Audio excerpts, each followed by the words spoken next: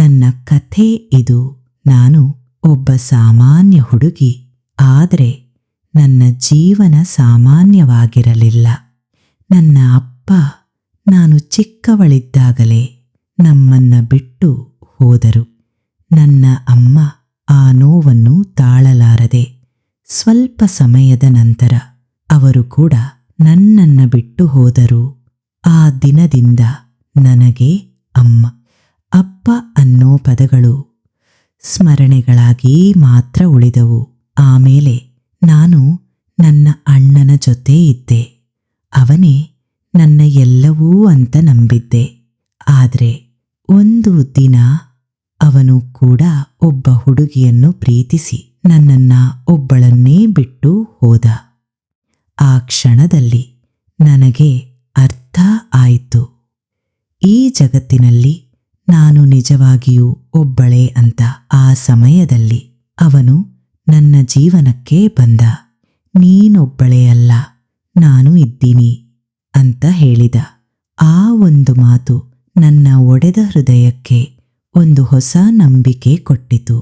ಅವನು ನನ್ನನ್ನು ನೋಡ್ಕೊಂಡ, ಪಿಜಿಗೆ ಜಾಯಿನ್ ಮಾಡಿಸಿದ. ನನಗೆ ಮೊದಲ ಬಾರಿಗೆ ಯಾರೋ ನನ್ನವರಿದ್ದಾರೆ ಅನ್ನಿಸಿತು. ನಾನು ಅವನನ್ನ ಪ್ರೀತಿಸತೊಡಗಿದೆ. ಎಷ್ಟು ಅಂದ್ರೆ ಅವನಿಲ್ಲದೆ ನಾನು ಇಲ್ಲ ಅನ್ನೋ ಮಟ್ಟಿಗೆ. 2 ವರ್ಷ ನಾನು ಅವನಿಗೋಸ್ಕರ ಬದುಕಿದೆ. ಅವನ ಮೇಲೆ 1 ರೂಪಾಯಿಯೂ ಖರ್ಚಾಗಬಾರದು ಅಂತ ನಾನೇ ಕೆಲಸ ಮಾಡಿ ಅವನನ್ನ ನೋಡ್ಕೊಂಡೆ. ಅವನ ಮನೆಯವರನ್ನು ನನ್ನ ಮನೆಯವರಂತೆ ನೋಡ್ಕೊಂಡೆ. ಅವನ ಅಮ್ಮನಿಗೆ ಸೀರೆಗಳನ್ನ ಕೊಡ್ತಾ ಅವಳನ್ನ ನನ್ನ ಅಮ್ಮನಂತೆ ಪ್ರೀತಿಸಿದೆ. ನನಗೆ ಅವನು ಪ್ರಾಣಕ್ಕಿಂತ ಮುಖ್ಯ. ನೀನಿಲ್ಲ ಅಂದ್ರೆ ನನಗೆ ಯಾರೂ ಇಲ್ಲ ಅಂತ ನಂಬಿದ್ದೆ. ಆದ್ರೆ ಒಂದು ದಿನ ಅವನು ನನಗೆ ಕಾಲ್ ಮಾಡ್ದ. ನಾನು ನಿನ್ನ ಮದುವೆಯಾಗೋದಿಲ್ಲ, ನಮ್ಮ ಅಮ್ಮ ಜೊತೆ ಬೇರೆ ಹುಡುಗಿ ನೋಡ್ಕೊಳ್ಳೋಕೆ ಹೋಗ್ತಿದ್ದೀನಿ. ಆಮೇಲೆ ನಾವು ಫ್ರೆಂಡ್ಸ್ ಆಗಿ ಇರೋಣ ಅಂದ. ಆ ಕ್ಷಣದಲ್ಲಿ ನನ್ನೊಳಗೆ ಏನೋ ಒಡೆದು ಹೋಯ್ತು. ನಾನು ಕೊಟ್ಟ ಪ್ರೀತಿ, ನಾನು ಮಾಡಿದ ತ್ಯಾಗ ಎಲ್ಲವೂ ಒಂದು ಮಾತಿನಲ್ಲಿ ಮುಗಿದಂತಾಯಿತು. ನಾನು ನನ್ನನ್ನೇ ಕೇಳ್ಕೊಂಡೆ, ಯಾರೂ ಇಲ್ಲದ ನನಗೆ ನಾನು ಇದ್ದೀನಿ ಅಂತ ಹೇಳಿದೆ. ಯಾಕೆ ಕೊನೆಗೆ ಹೀಗೆ ಬಿಟ್ಟು ಹೋಗೋಕೆನಾ? ಇದು ಪ್ರೀತಿಯ ಅಥವಾ ಕೇವಲ ಸಮಯ ಕಳೆಯೋದ? ನಂಬಿಕೆ ಒಡೆದ ಮೇಲೆ ಮತ್ತೆ ಏನೂ ಉಳಿಯೋದಿಲ್ಲ. ನಾನು ಅವನನ್ನ ಮಾತ್ರ ಕಳೆದುಕೊಂಡಿಲ್ಲ, ನಾನು ನಂಬಿದ್ದ ಜೀವನವನ್ನೇ ಕಳೆದುಕೊಂಡೆ.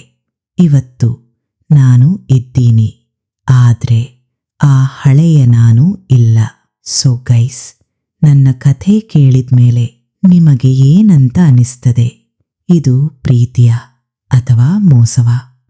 ನನ್ನ ಕಥೆ ಕೇಳಿದ್ಮೇಲೆ ನಿಮಗೆ ಅನಿಸಿದ್ರೆ ಇದು ಯಾರಿಗಾದ್ರೂ ಉಪಯೋಗ ಆಗಬಹುದು ಅಂತ ದಯವಿಟ್ಟು ನಿಮ್ಮ ಫ್ರೆಂಡ್ಸ್ಗೂ ಶೇರ್ ಮಾಡಿ. ಬಹುಶಃ ಯಾರಾದ್ರೂ ನನ್ನ ಕಥೆಯಿಂದ ಒಂದು ಲೆಸನ್ ಕಲಿತರೆ ಅದೇ ನನಗೆ ಸಂತೋಷ.